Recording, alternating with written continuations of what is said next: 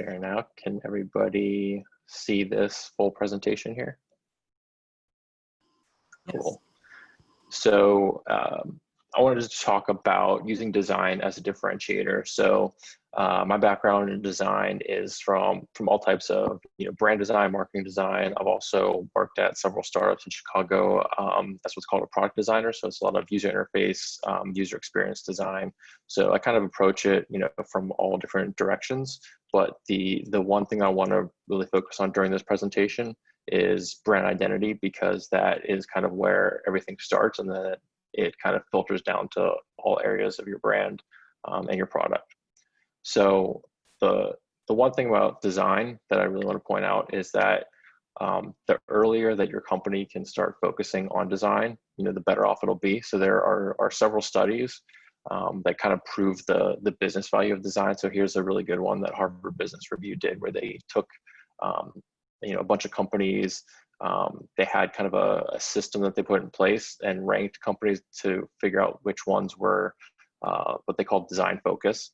And then they compared them to all the companies on the S&P 500, and they realized that those 15 companies outperformed all the other non-design focused companies by 228% over a 10-year period. So there's another great one that McKinsey just released a year or two ago as well, and they show similar results of what it means to be a design focused company. And so that means all different types of things. So using Apple is obviously a very good example of that, where they use design in all aspects of the company, and that's kind of what really drives all their decisions.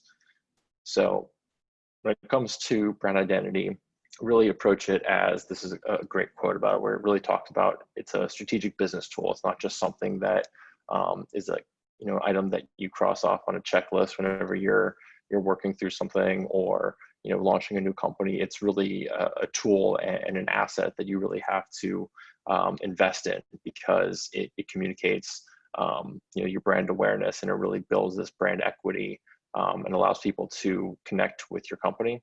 And so you can see that it really helps you create a competitive difference. So when I talk about a brand identity, this is a really good example of one. So one of my favorites from the past couple of years of Chobani, they rebranded, and this is kind of what I'm talking about with brand identity. It's not just a logo, but it's everything that goes into it. So it's all their packaging, all their collateral, and then all their imagery and the basic overall look and feel. And so it's all very seamless. They have this really cohesive look to everything, and it really signifies that you can see one item and you get it right away. You don't have to question what company it is. You get the look and feel right away. So like I said, the big thing is creating brand coherence. So I like to break it up really into three main parts of it. So yes, there's a logo. Hey, Alex. And then, yeah. Hey, sorry to cut you off. Are you sharing? I still see the title slide. I don't know if that's what everyone else is seeing. Yep, that's what I'm seeing. So. Okay, what about now? Okay, so now I see brand identity. Okay, that's weird. Once I went into presentation mode, I guess so I'll just do this. Okay. Yeah, so here's what I was talking about here. Here's the quote that I was hoping that you guys would be able to see and read. But basically, yeah, it talks about brand identity as a strategic business tool, and that's really the way that brand identity needs to be thought about whenever you're going through a brand refresh or you're starting a company from scratch. And so here's what I was talking about with Chobani, how it's a great, clean logo, and it really, as they carry through all their materials, they have this distinct style that they carry out through everything. So you can see all these items and right away know that it's them and what they represent. So it's not just the logo and maybe just packaging, it's all these other things that go into it. So they have a very clear set of illustrations and imagery that they use, and it's very intentional. So like I was saying, called brand coherence, and really it's, it starts obviously, before we get to the actual visuals. You can strategize and plan your marketing and your strategy and all that stuff that goes into it beforehand. But then you get towards the logo, and then you build out an accompanying style that goes along with it, and then you can create touch points so that that's things like website, all marketing materials, and I'll go into that in a little more detail. But those are kind of like the three main areas that I think about whenever you talk about brand coherence, whenever you're building your brand style. And so basically, having a consistent brand identity, there are really three main things that you want to accomplish by creating an overall uniform look and feel. So, number one, it makes it easy for the customer to buy because you have this style that's carried over through all your materials. Your customers know exactly what they're getting because they see, the same look and feel anytime they interact with your brand. And again, so that's what makes it easy for the sales force to sell. If everything that they're distributing and talking to their customers about has the same look and feel, it's very easy to communicate their message. It's not, bad example, but like, a sales sheet that has like red and green colors for one thing, and then another thing they hand out, like a case study, has like brown and yellow. So that's very obvious, but it's just something like that. And I've seen it a lot happen where there are different people on the sales team, and they all kind of craft their own materials because there's not like a set guideline. So everybody's kind of doing their own thing. And it really, makes it seem like, you're not everyone in the company is on the same page, and you're really not looking professional. And then again, it builds brand equity. So over time, with consistent interactions with your brand and your materials, it builds up that equity, and people really get to learn about your brand and really trust you by having this consistent look and feel being presented to them all the time. Hey, Alex, it looks like we have a question in the chat from Denise as well. So she had asked, is their logo just their name? No. So there are different parts of the logo. So it can be, sometimes the logo has a tagline attached to it as well. And there can be an icon. And other times it can just be what's called a word mark. So if we go back to Chobani, there's a super simple, and it's just their name. They don't have an icon with it.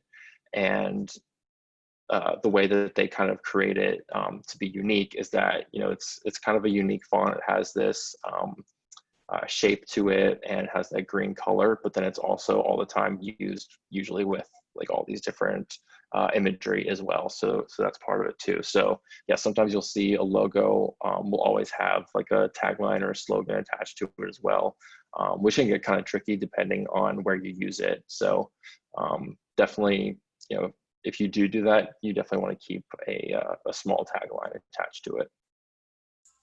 Okay, and then one other question. So in terms of the logo, how long does that process typically take to create if you're kind of a new company versus if you're doing a redesign of your existing logo?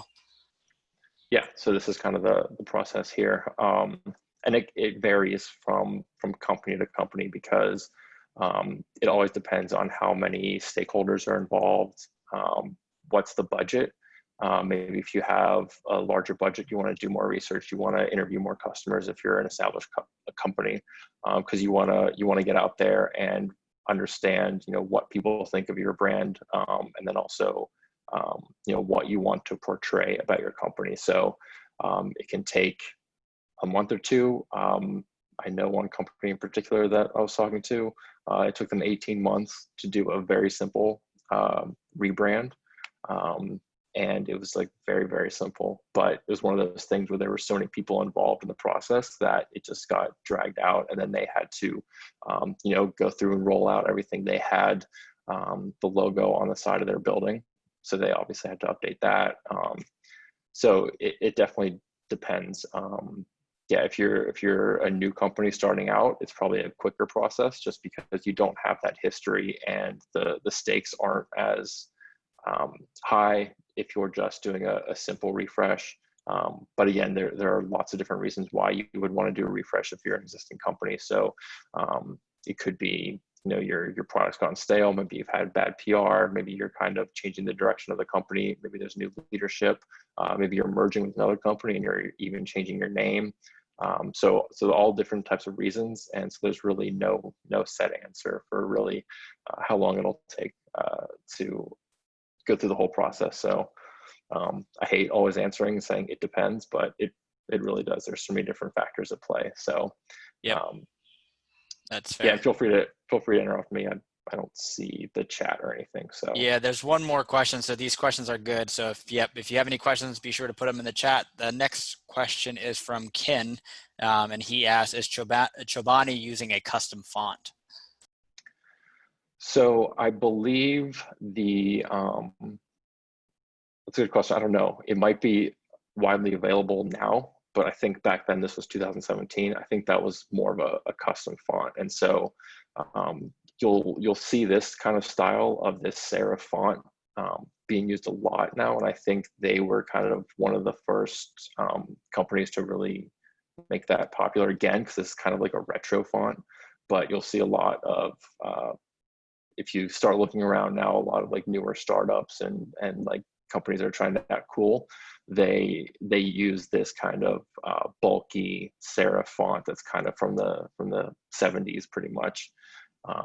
So it looks to me like the C might be a little more custom, and so you'll see that a lot whenever companies do a word mark logo such as this, that they'll use a font that's already readily available, but they'll also tweak it a little bit. So it's not just a standard word mark. They'll change some of the letters a little bit to be a little more stylized, so they can kind of own that.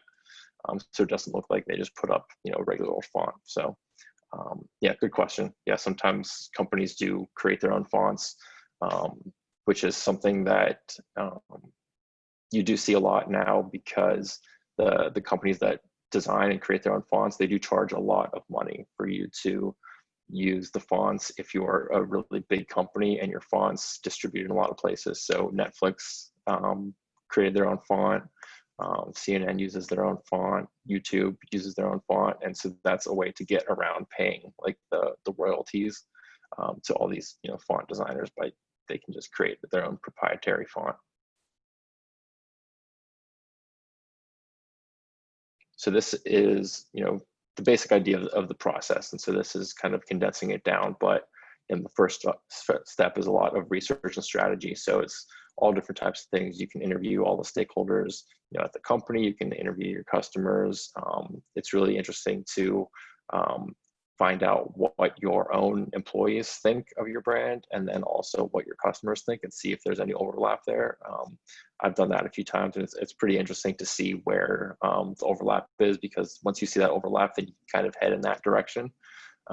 Otherwise, there are some things that you probably need to clarify as well. So again, in lots of competitive research, you can come up with a tagline or a slogan. You can decide whether you want that to be part of the logo as well. And then the next step is the actual design and the identity. So you can create mood boards, which I'll preview in a little bit here. And that's just basically pulling other designs or kind of influences that you want to kind of influence the direction of the brand identity that you're going. And then you can create lots of different logo iterations, and go back, get feedback from all different stakeholders, and then finalize everything, and then transfer that over to all the touch points. So that's all the different materials, whether it's updating it throughout your website, or maybe you're going to redesign your entire website to accompany the brand.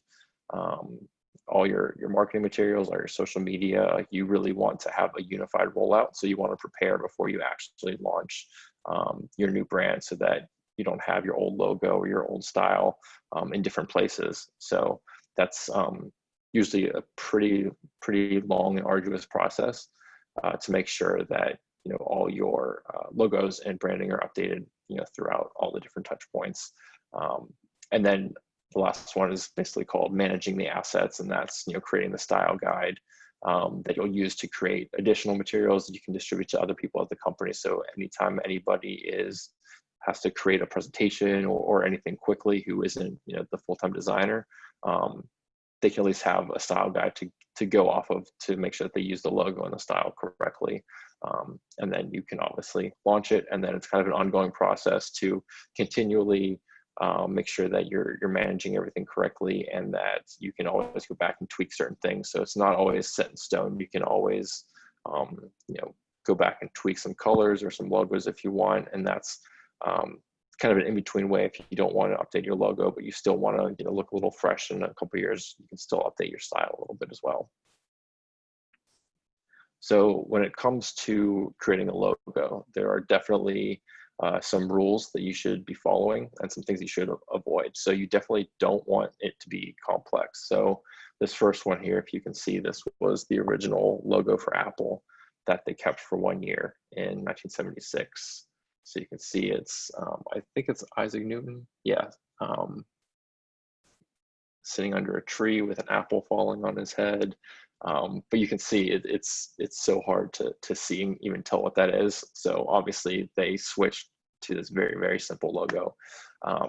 And I like to basically, whenever I'm creating logos, or, you know, the idea of a really good logo is, I think back to basically when I was in 2nd grade is whenever I started really like falling in love with logos of sports teams, and I would draw them in class. And so I basically want to have the rule, you know, create a logo that's easy enough for a 2nd grader to draw.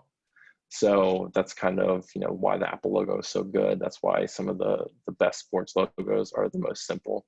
They're the ones that usually are, you know, timeless, and they stick around the longest. The next thing, you don't want to be too literal.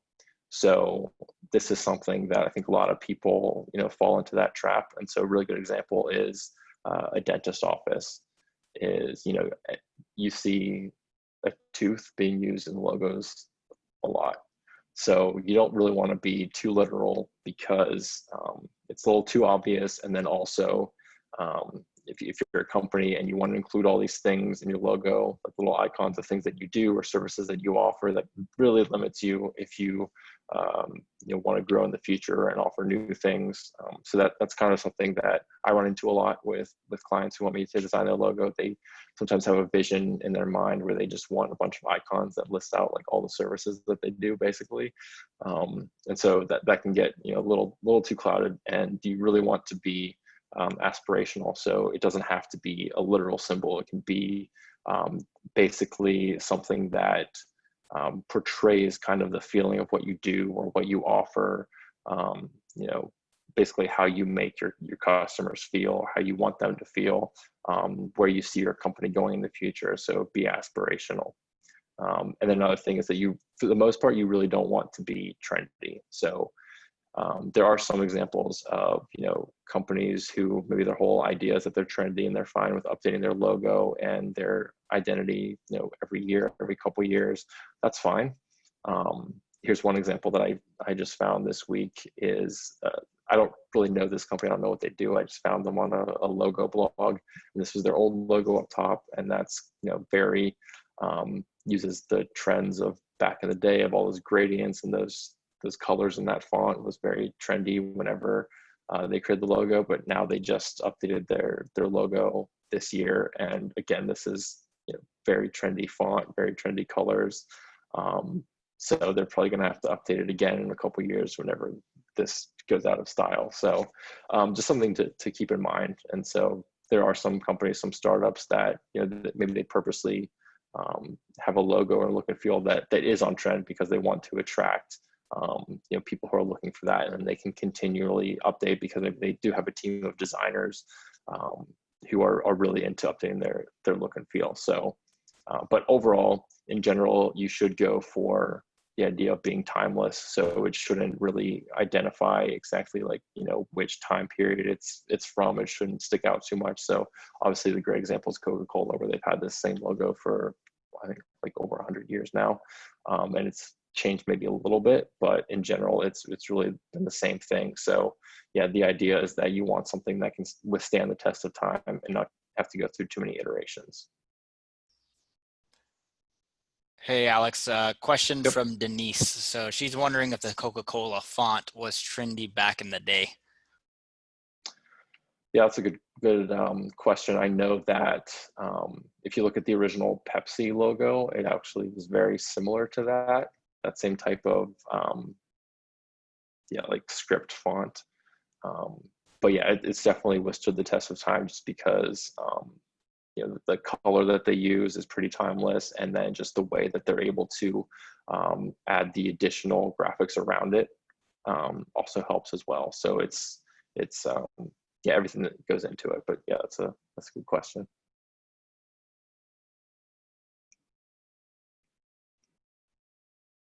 And then so this is just something that I find really interesting.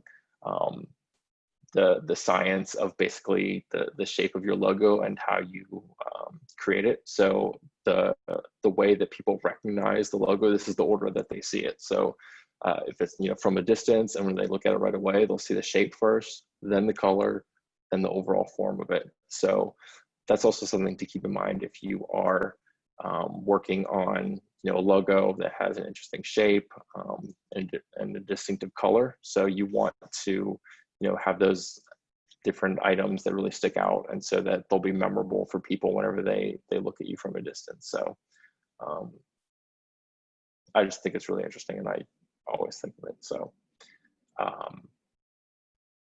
so throughout the whole process of coming up with a new brand identity and a new style, something that really helps is to create a mood board. And so you can do this individually. You can get other people on your team to help out as well. And basically, it's just creating and gathering a bunch of images that different styles and logos, or just images that inspire how you want your brand to kind of be portrayed. And then just put them together. You can collect colors, you can collect fonts, and that is a really good way to kind of start the conversation and get inspired to kind of lead into different iterations of the logo.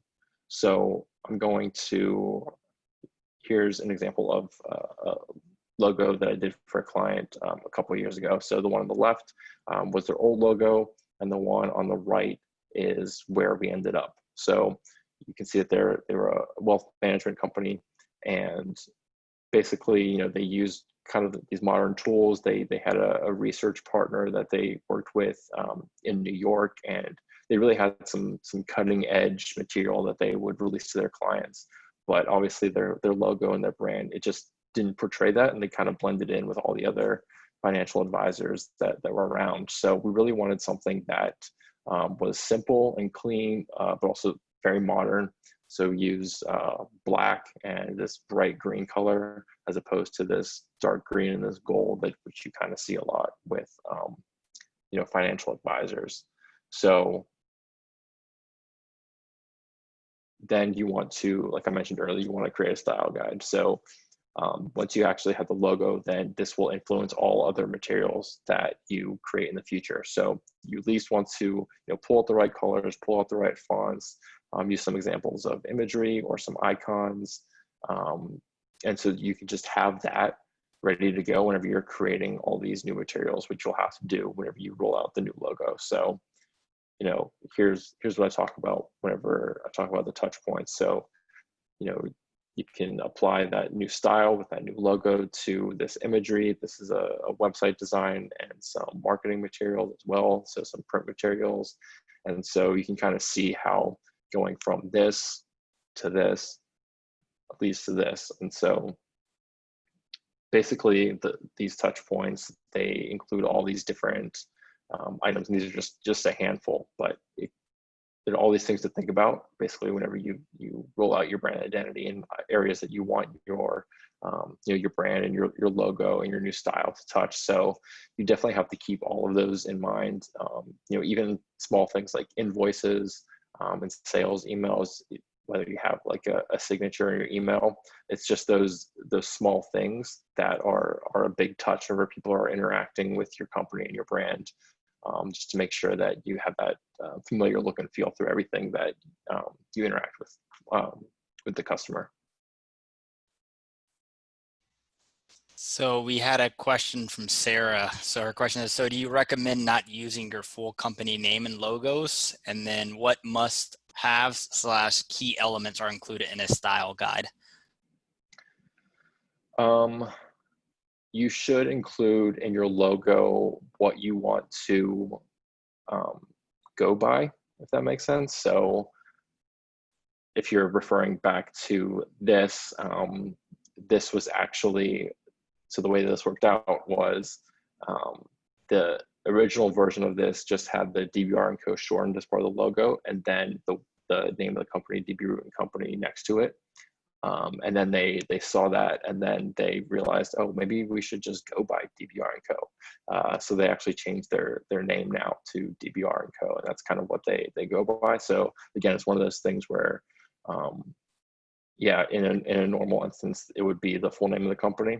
And you think of like IBM, for example, back in the day, whenever they rolled out their current logo, which is kind of known as probably one of the most famous logos.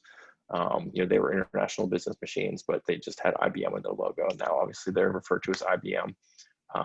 So it depends. If your company name is maybe something like super long and you don't really go by that, then I probably wouldn't do that. But again, it also helps to have an icon version as well. So like a shortened version that you would use as a shorthand, whether it's on social media or in other marketing materials. And then in terms of a style guide, so this is just a very basic one that I included here, but the style guide can include, it can be 20 pages long. So it can include all different ways to use the logo. So that's a really good way to do it. And that's a usual, if there are a lot of people at the company that will be using the logo on different materials, or if you have a lot of vendors that you work with who will use your logo, you want to include that it'll basically have examples of how to use the logo and how not to use the logo. So, sometimes you'll see it like you don't want it on this type of background. You don't want it overlaid on this type of image. If it is on this type of image, the image has to have this color background. You're not allowed to pull out different elements of the logo for use. It always has to be, in this style. So for example, this logo, you couldn't just pull out the DBR & Co. use that.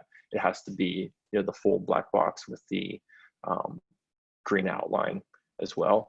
And then it will also include different variations of the logo. So, what's the logo look like if it's on a dark background? What's it look like if it's on a light background? Yeah, so it can be, like I said, 20 pages, or it can be just a couple pages, really depending on how many people will interact with the materials and basically who's responsible for, using the logo and the style going forward. Perfect. Then I think we have another question. So if you don't put your tagline in your logo, where do you feature it? Well, you can put it on your website.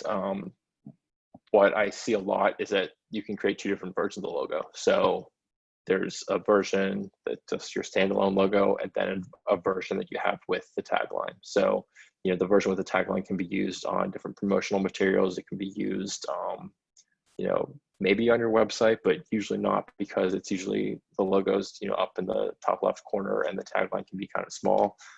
But if your tagline is short enough, and you can make it legible, then you can put it on your websites.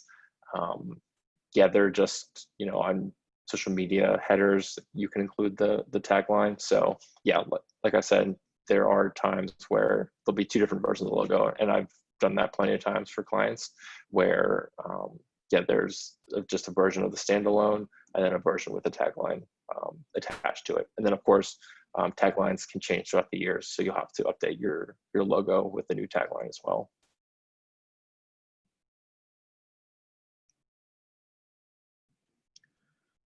So that's pretty much it. Just want to close with this quote about design. Basically, good design is harder to notice than poor design, because good design basically fits the needs so well that it becomes invisible. And that's really that should be the goal with any brand identity, is that it really does become invisible. So nothing, obviously you can see. So I'll go back to Chobani as an example here. Obviously you can see it. Everything jumps out at you. But once you look at everything and you're in the grocery store, you see it there. Everything just seems obvious and just seamless. So nothing stands out to you, because if there were certain things that were bad about the design, it would actually really stand out to you and be really noticeable. So really, I like to think of good design as being invisible, and the term of, it doesn't stand out too much, and it kind of makes this seamless experience. And so you look at Chobani and you just like feel this feeling of, everything just feels right about it. It feels good. And that's kind of what it means for good design to be invisible. And lastly, I do have created a page on my website. You can go here. I just posted some interesting books about brand identity and a few different websites that I go to for inspiration. So it's the best way really I try to check out these websites once or twice a week at least, that showcase some of the newest websites and newest brand identities that get rolled out. So definitely check those out, and some books as well if you're interested in learning more about brand identity and checking on the latest that's coming out in the design world.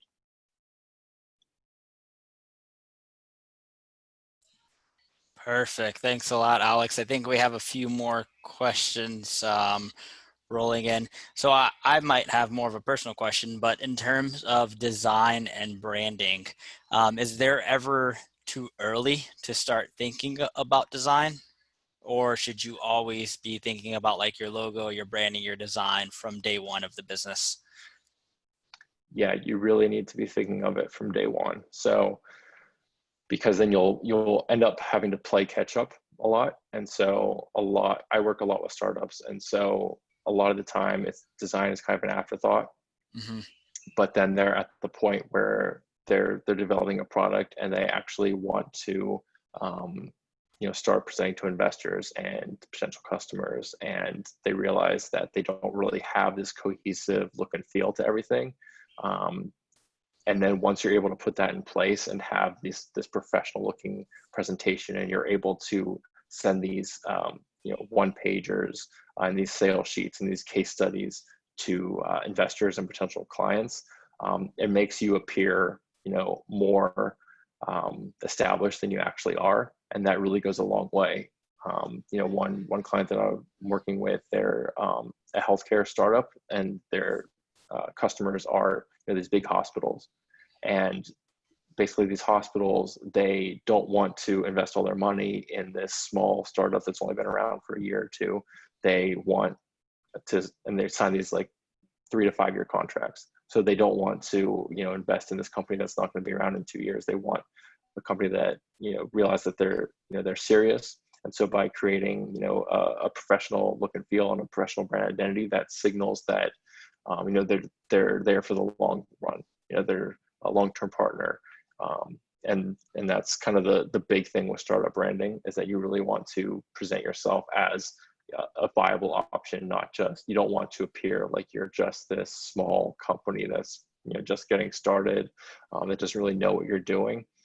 So definitely the earlier that you can make design a priority, the easier it is for everything else to build out as well. So even thinking about UI and UX design, if you're a startup and you're building an app, I've seen so many times, and I've worked full-time at companies that didn't hire designers at first, and they're basically being run by developers and non-designers, and they're building an application just by how they think it should be. And I've come in there and really had to kind of just redo everything from the ground up from a design perspective.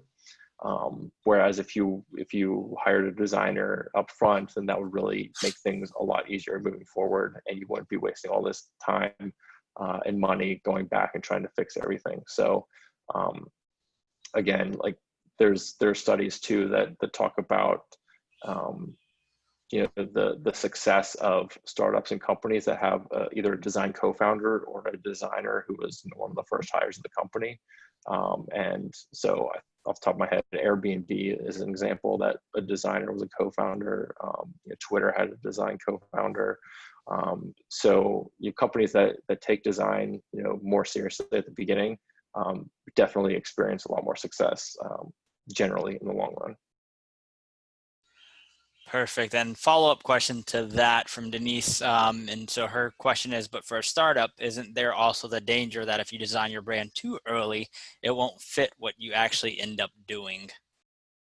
Yep. And I see that a lot too. So, because you'll inevitably, you create a brand up front, and then maybe you're 6 months or a year into it, you get feedback from customers, you actually have a product that you're out testing, and then you realize, oh, this isn't actually what we are, this isn't what we do. And so definitely I've had that experience where I built up a design and a brand for a company, and then 6 months or a year into it, they pivot and they have, you know, a completely different angle that they're going for, maybe a different you know, segment that they're marketing towards, and then we have to tweak some things. So, but again, that's the beauty of designing for a startup, because they're still small and nimble enough that they can make those adjustments quickly. And so that's really the benefit of you know, having a startup and being able to pivot, and as opposed to these big, large companies where they have a lot of problems with design because you know, the hierarchy of management is, you know, they go through so many layers and it takes so long to make design changes. So by the time they're ready to make any changes, then they need to make more changes. So yeah, definitely.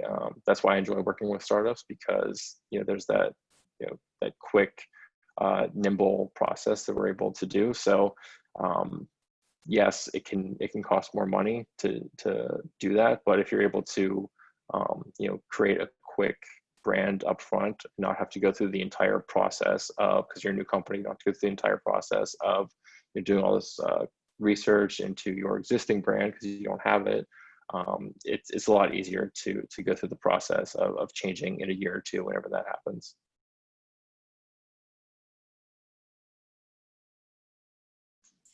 Perfect. We got a few more questions as well.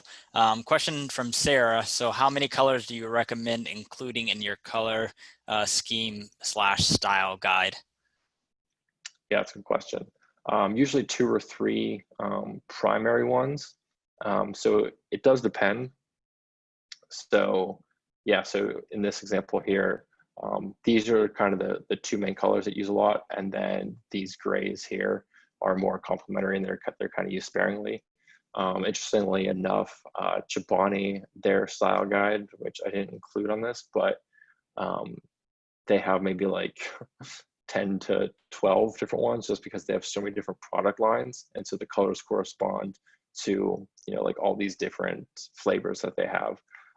But yeah, in general, you definitely want to have probably 2 or 3 main ones, and then you can have probably, you know, 3 or 4 additional ones that are kind of complementary that you can use as accent colors. But yeah, you definitely don't want to do too many, because then people get confused, like what's your brand color, like, you know, it can definitely get pretty confusing and overwhelming. So yeah, you definitely want to keep it pretty minimal. And then in terms of fonts, yeah, you definitely want to keep 2 or 3 as well. So again, you don't want to confuse people. You want to have, you know, the same font. So Chobani uses get 2 different ones here on their packaging. So yeah, you definitely don't want to do anything too crazy. And then yeah, so, but there are always exceptions to every rule, but you definitely don't want to confuse people with all these different colors. Perfect. And then to follow up on that too from Sarah, so when you have design elements included in your brand identity, like the Fruit and Chobani's brand, how consistent does that need to be throughout your assets? So in terms of like all of these different illustrations that are being used on the packaging, is that kind of what you're asking? Hey, Sarah, would you mind unmuting and providing a little bit of an elaboration? Yes, so for example, we have a holly powder burst in our logo, and we incorporate that a lot into our other design elements, but how consistent does that have to be amongst all your different formats, specifically for social media use, you know, our event pages, our flyers, Instagram. Yeah, so okay. Yeah, sorry to cut you off.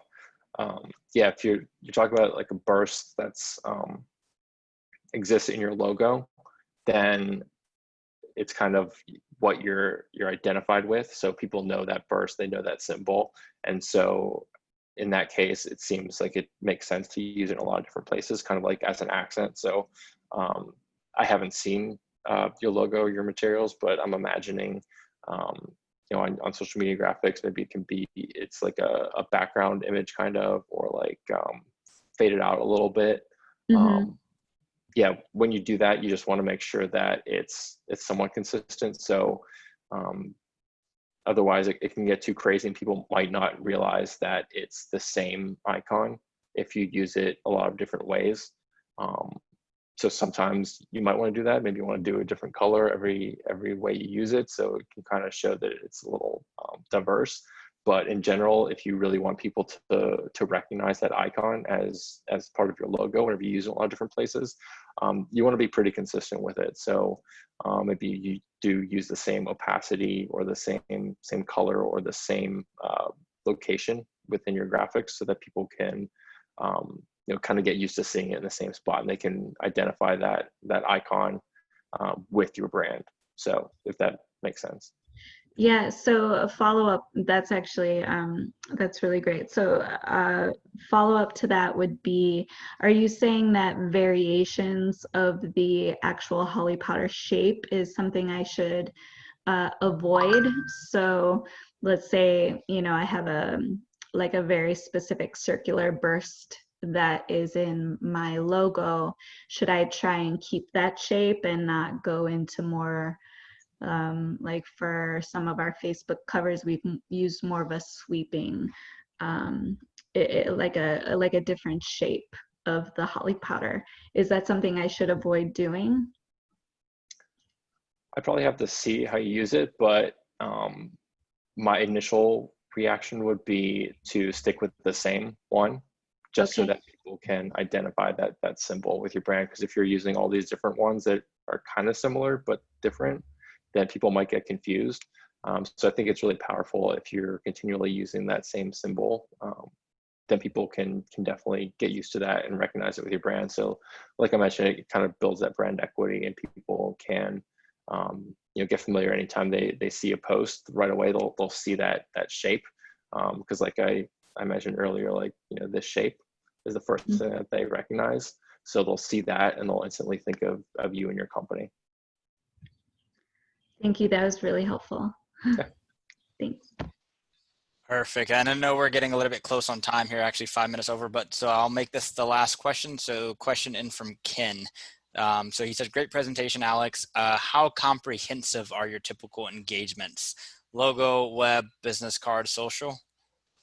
Yep. So all of the above. So typically, whenever I work with a client who is doing a brand refresh or starting a company from scratch, yes, typically the logo and the style, and then that carries over to a website and any type of marketing material. So a lot of the times it's presentations, it's social media graphics.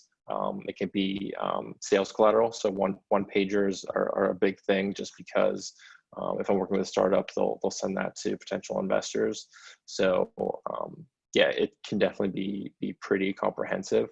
And typically the way that I work, I usually take on work that requires kind of that groundwork, where I don't necessarily pick up, you know, someone else's brand and just do like a flyer. Just because it's just easier for me, and it's definitely easier if you have one person who does everything for you, because a lot of the times I'll have a client come to me and they just hire out, you know, random freelancers whenever they need it, and they don't have a brand set in place, and every designer will kind of put their own touch on it, so everything looks a little disjointed. And so it's definitely helps to have that in place and be able to carry everything over. Also, one thing I do want to touch on is whenever you are creating a logo, and in terms of, you know, how many versions you want to see, you know, as a client, if you're working with a designer, and how many revisions you want to do, that definitely varies. But what I like to do and what I find works the best is to maybe only present one or two versions.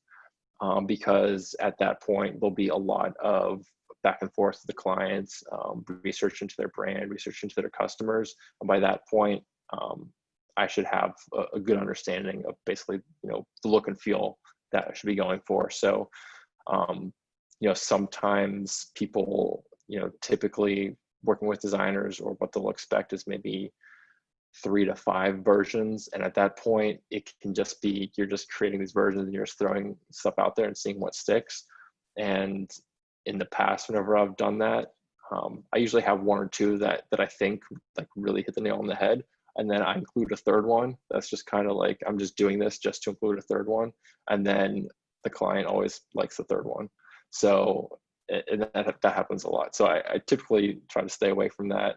And then we kind of have to like go through rounds of revisions, and then we realize, okay, it's actually, one of these first 2. So that's just something that I wanted to point out on whenever you're working with a designer or coming up with different versions of your logo, that it can actually hurt to have a lot of different versions to choose from. It can also hurt to have a lot of people involved in the process, just because everybody has their own opinions, and you kind of, whenever you design by committee, you come up with something that's probably not as good, as opposed to if you just had, a few key stakeholders who really understand and who have done the research and have been involved in the entire process, as opposed to, bringing in all these people at the end and getting their opinions whenever they're not, aware of all the research and the work that went into it, going into it. So I just wanted to touch upon that.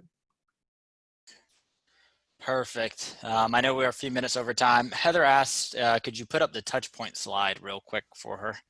And we also will be sending out this presentation via email. So if you're on an email list, you'll get it via email, and then it will also be posted into the Facebook group. Okay. Alex, I just want to say thank you so much for taking the time to give us a lot of your knowledge in and around design, and how important design is to the success of your business, and what we should be doing to make sure that we are creating a design that hits a consistent message and is incorporated across all the kind of touch points here that you have listed. So thanks so much for your time and putting together this presentation. With that said, we'll move on to kind of the networking component of the meeting. So if you're still interested, be sure to hang on. I'm going to do the breakout rooms depending on how many people remain. We might just stay in this one room, or I might break us into 2. So it looks like we have a total of 7. So I see Jenny's here, Denise. Okay, so it looks like everyone is planning on staying. So what I can do is break us out into 2 separate rooms, and we will go from there. So give me 1 second and I will make the breakout rooms.